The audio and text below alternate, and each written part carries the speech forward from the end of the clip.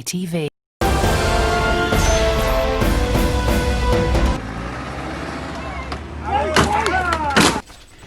Mbalamusiza nnyo bannaffe mwenna abatulaba ku ITV ng'ababuuzaako yenze musajja eyatambuza ebigere okuva wali eri Empale n'enzija nkasibira wano e Buganda nga najja ngoberera oluma lw'eggaali y'omukka. Olwaleero mu mawulire gaffe gano agatogambuuza tugenda okutunuulira ebintu 5 by'oteekeddwa okukola nga obikolera mu mmotoka yo bw'oba nga tonnafa.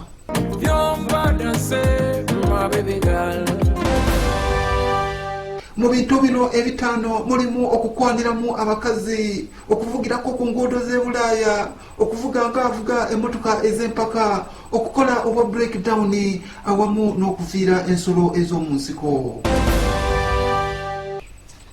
Namba 5 ku bintu by'oteekeddwa okufa ng'omaze okukolerako mu mmotoka kwe kukwanirako abakazi ab'oku kkubo abatambuza ebigere.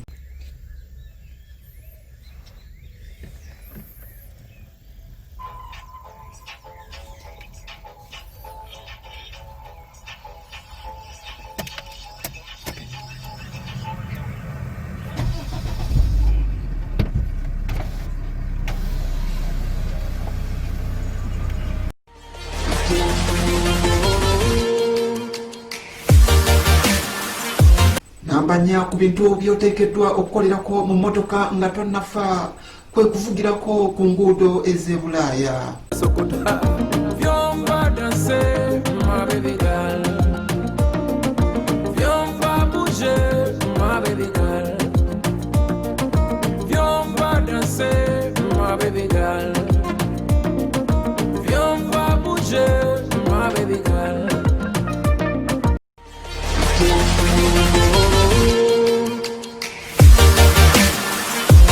Namba 3 ku bintu by'oteekeddwa okukolerako mu mmotoka yo nga tonnafa kwe kuvuga emmotoka akafubutuko ng'olinga avuga ez'empaka.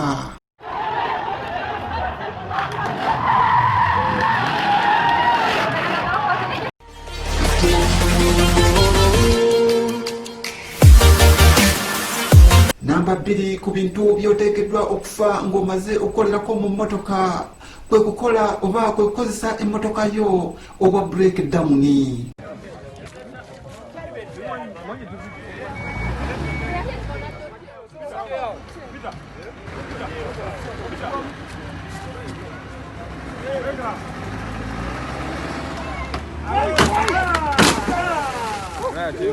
The ferry is going to leave us.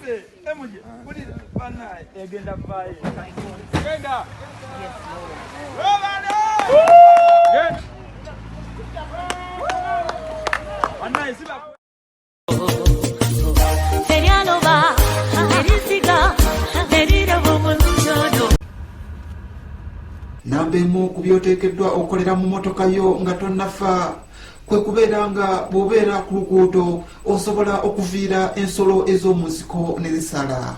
Holy, holy, holy smokes.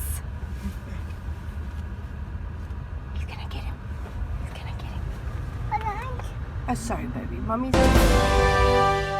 Ebyo bye bibadde ebintu 5 by'oteekeddwa okukolerako mu mmotoka yo nga tonnafa era nga abibatuuzizaako yenze musajja eyatambuza ebigere okuva wali eri Empale n'enzija nkasibira wano e Buganda nga najja ngoberera oluma lw'eggaali y'omukka.